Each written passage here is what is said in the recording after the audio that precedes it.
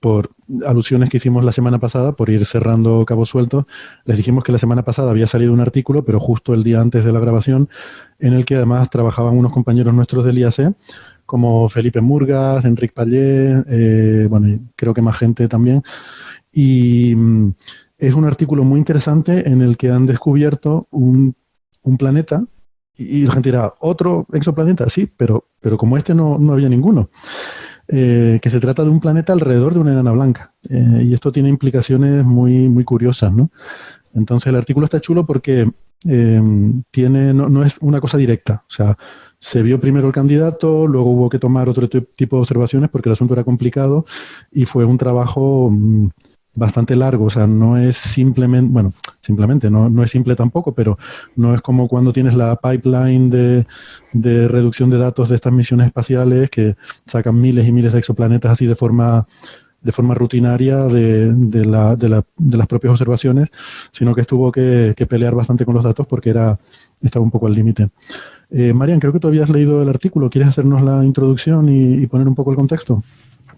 Sí, yo pensaba que iba a venir Enric, que le iba a explicar muchísimo mejor. Bueno, sí, quizás, si me permite, yo había quedado efectivamente con Enric para tenerlo aquí, pero resulta que luego me dijo ayer que le había surgido un tema de una reunión o no sé qué. Vale. Y me sugirió que llamáramos a Felipe Murgas, que también, de hecho, Felipe había estado muy metido en el tema del análisis de los datos.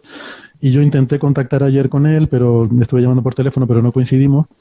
A ver, pues no, la cosa es que no es un exoplaneta más en el sentido que la estrella que, digamos que donde está el planeta, tampoco es una estrella común en el sentido que es una estrella ya muy evolucionada, ¿no? Con lo cual ha pasado ya por una etapa de gigante roja.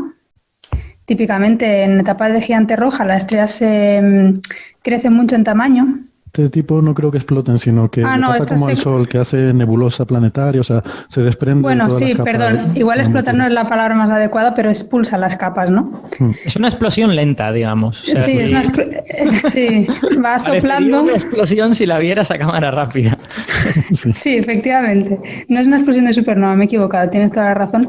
Expulsa las capas externas y efectivamente se vuelve nebulosa planetaria y se queda la enana blanca en el centro.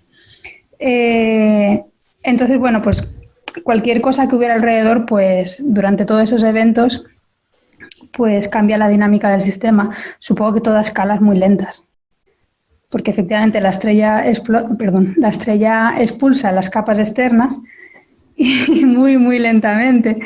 Entonces la masa de todo el sistema, digamos, dinámico, pues cambia lentamente, pero al final todo cambia, ¿no?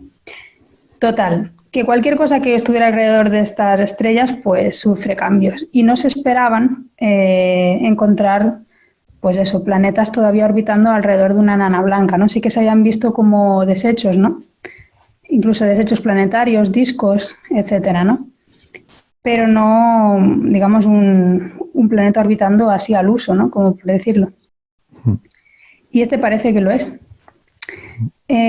Lo que han visto es que, bueno, pues observan un sistema en principio triple de estrellas, de los cuales uno entendí que era una estrella en secuencia principal, otra la enana blanca y la otra no sé si la mencionan, pero bueno, es un sistema triple visual, ¿no? Y ven un tránsito en el sentido que la luz de ese sistema triple baja. Eso es lo que observan con el satélite TESS. Pero claro, no pueden distinguir si es la enana blanca la que está eclipsada o es la estrella principal, o sea, la de estrella en secuencia principal. Y luego lo que se hacen es irse a telescopios de tierra que tienen una mejor resolución angular para poder distinguir las tres estrellas que están solapadas, ¿no?, en estas imágenes, y confirman que efectivamente la que se está eclipsando es la enana blanca. Y esto también les encaja en el hecho que el planeta, bueno, vamos a llamarle el objeto que oculta a la enana blanca. El tiempo de tránsito sí que es muy rápido. Es muy rápido, entonces no puede ser una estrella tampoco muy grande, con lo cual les encaja efectivamente más con la enana blanca que con la estrella en secuencia principal. Por cierto, te añado, lo he estado mirando ahora en el paper, las otras dos estrellas son enanas rojas, o sea, son estrellas de clase M, enanas. Y de hecho parece que había dudas hasta hace un tiempo de si estaban realmente asociadas a la enana blanca o no, pero con medidas de Gaia se ha establecido que el movimiento propio de las 3 estrellas es muy parecido, por lo tanto sería una casualidad cósmica que no estén de verdad asociadas. Así que, vale. aunque no se conocerán los detalles, están asociadas. Sí, porque además estarán casi a la misma distancia de nosotros, ¿no? Con Gaia tenemos paralajes y entonces podemos saber a qué distancia están y son similares, sí. Sí. Sí, porque este sistema está a 100 años luz, o sea, está a una distancia relativamente, bueno, no sé si cercana, pero que Gaia puede hacer medidas muy buenas ahí.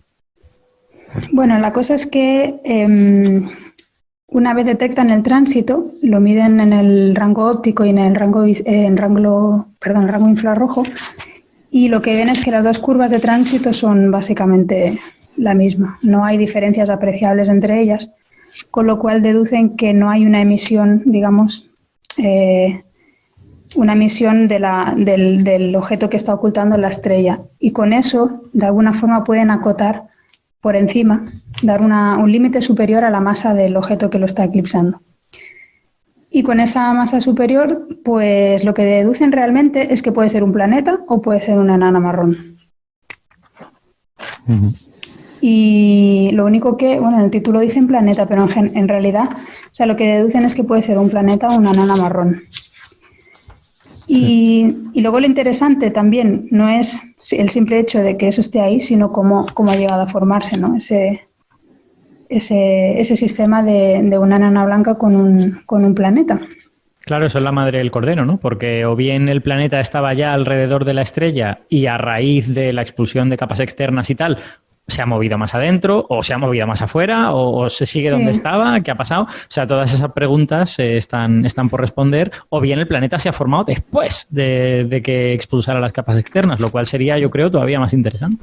Ellos apuntan a lo primero que tú dijiste, o sea, que el planeta estaba más lejos, entiendo, y que al expulsar las capas externas, la estrella, pues eso cambió la dinámica del sistema y de alguna forma se fue acercando. Claro, todo esto es lo que he dicho antes, son escalas temporales larguísimas. O sea, esto no es simplemente que pase en un momento, sino son escalas temporales muy, muy largas. Y en principio parece factible que... Supongo que uno de los mecanismos puede ser fricción, no sé, o sea, no conozco mucho este tipo de dinámicas, pero si tú llenas de material la órbita del planeta, pues supongo que por fricción puede ir perdiendo velocidad e ir cayendo. Bueno, eso es otra fase, o sea, es que en nebulosas planetarias hay una fase de las estrellas centrales muy interesante, que es súper bonita además, pero está muy poco estudiada, y ellos la mencionan, que es la fase de envoltorio común. Y es cuando tú tienes la estrella que está empezando a perder sus capas, ¿no? Esas capas externas llegan a engullir cualquier objeto que hay alrededor, ¿no? Y efectivamente por fricción hace que el objeto ese vaya como cayendo hacia la estrella.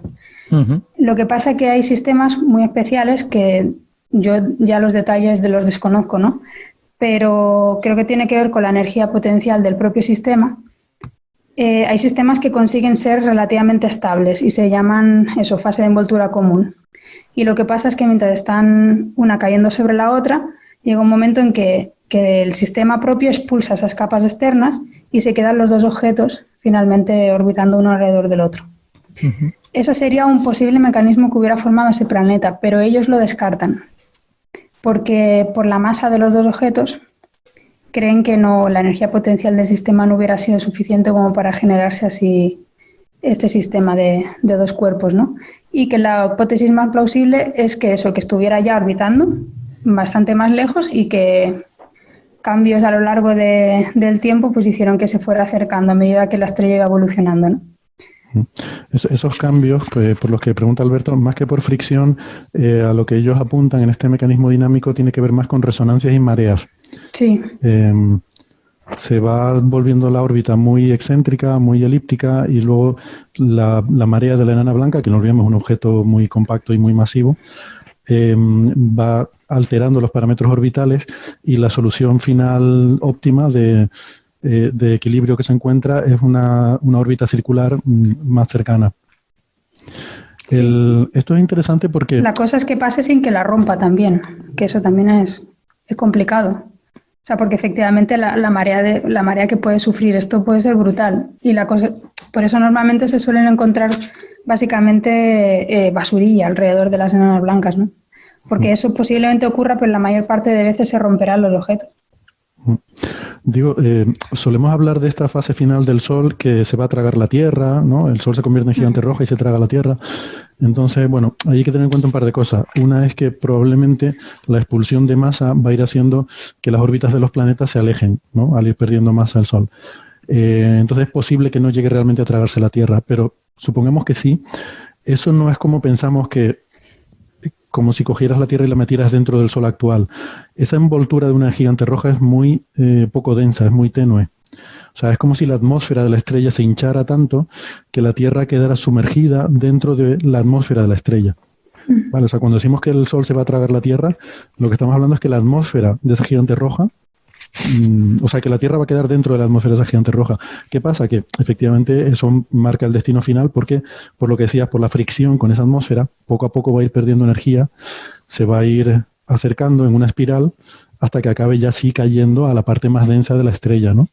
Pero en principio, el que te engulla la gigante roja no es la destrucción instantánea, es como estar inmerso en un medio tenue y muy caliente, ¿no?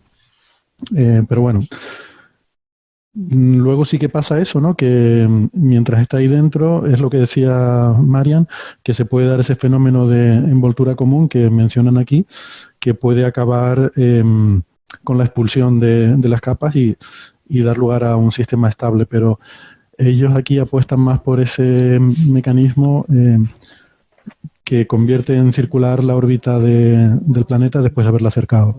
Sí. Calculan que debería haber estado como a una unidad astronómica de la estrella central, si no recuerdo mal. O algo así, tampoco. He dicho muy lejos, yo es que soy un poco exagerada, ¿no? Pero no es tan No, lejos, es que ahora realmente. está cerquísima, mira, ahora Sí, está a ahora está muy cerca. 0,02 unidades astronómicas. Claro, efectivamente. Exacto. Pues antes debería haber estado a 1, pues sí. Es que para tener una referencia, Mercurio está, no sé, a 0,2 o algo así. Sí, más o menos. Más o menos, ¿no? Sí.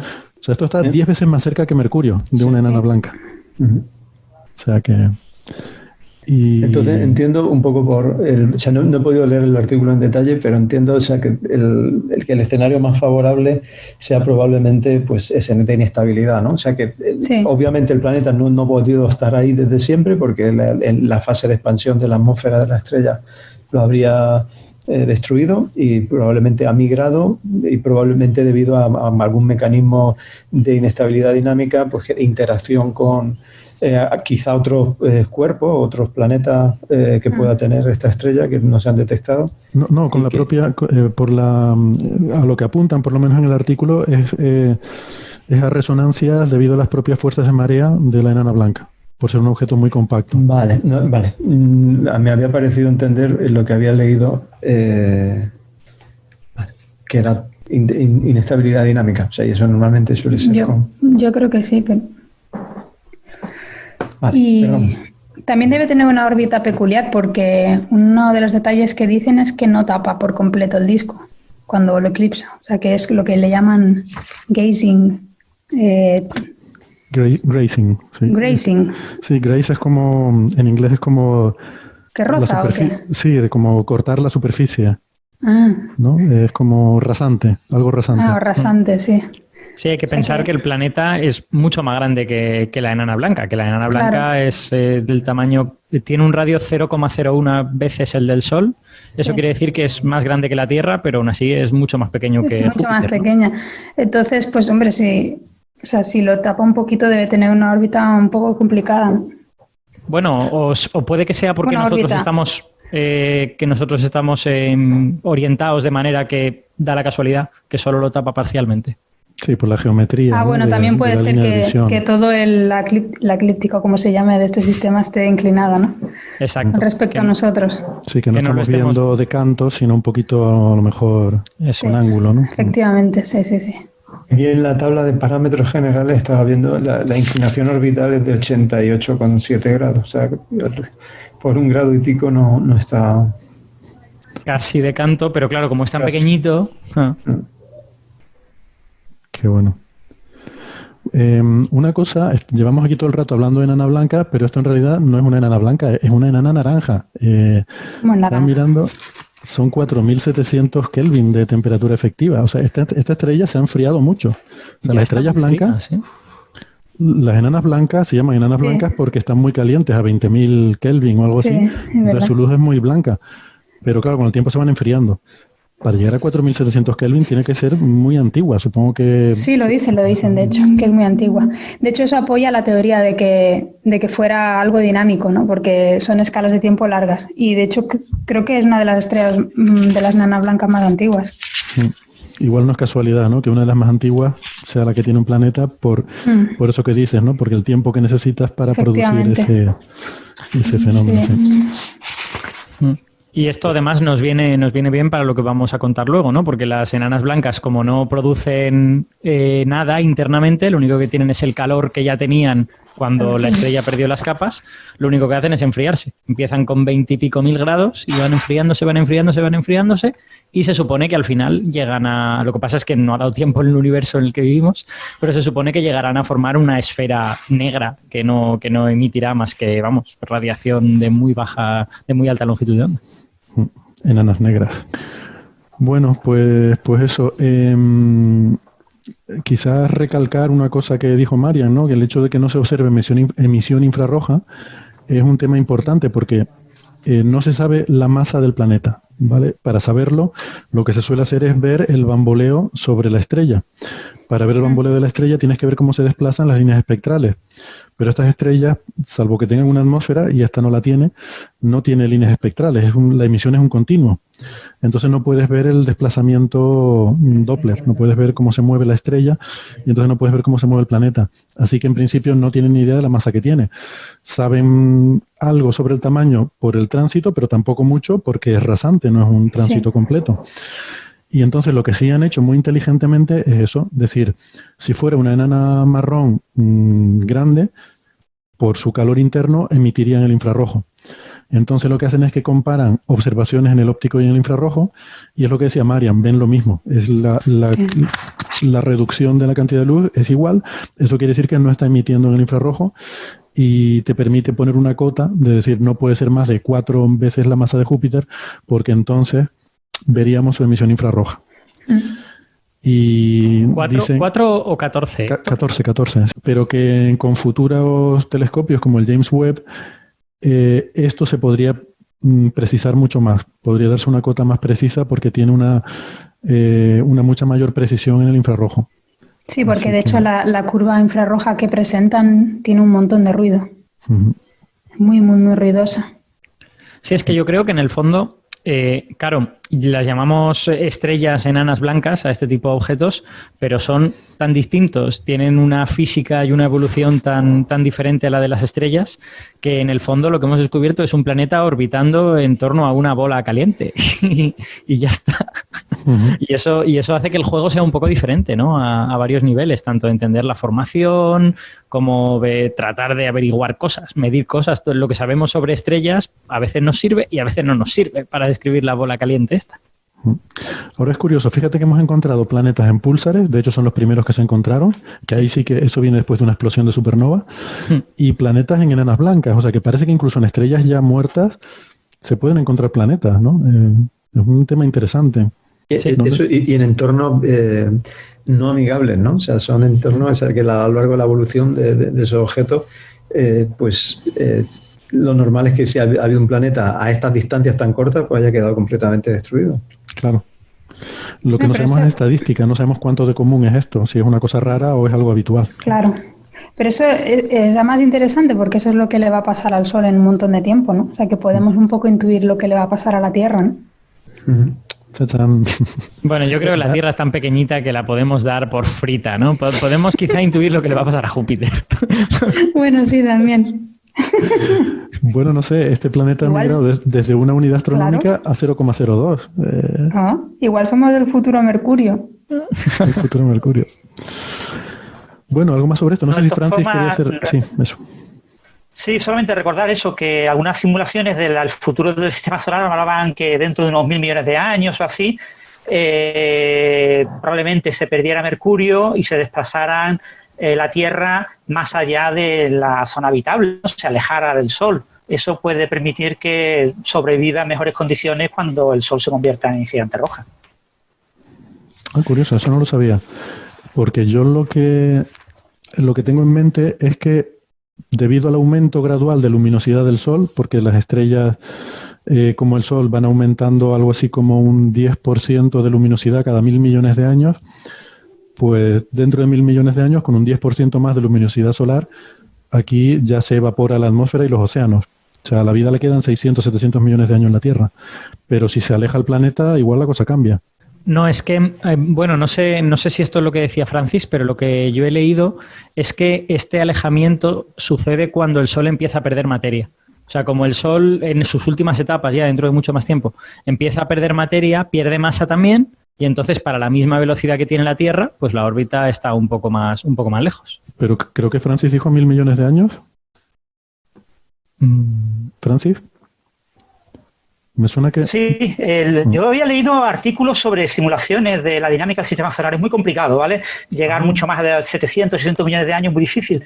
Pero hay simulaciones al orden de 1.000 millones de años que hablaban de eso, de bastante probabilidad de que la Tierra se alejara por las interacciones con los otros planetas. Eso es mucho antes. O sea, 1.000 millones de años es mucho antes de la fase gigante roja, sí. Entonces eso es completamente otro negocio y efectivamente este relato que hemos contado varias veces de que la Tierra se volvería inhabitable porque el CO2 se convertiría en carbonatos en las rocas y por lo tanto las plantas caput y los animales caput después de las plantas, pues a lo mejor ese relato ha de cambiar. Porque si la Tierra se va un poquito más lejos y la temperatura es menor, el CO2 no se convierte en carbonato. Así que cuidado.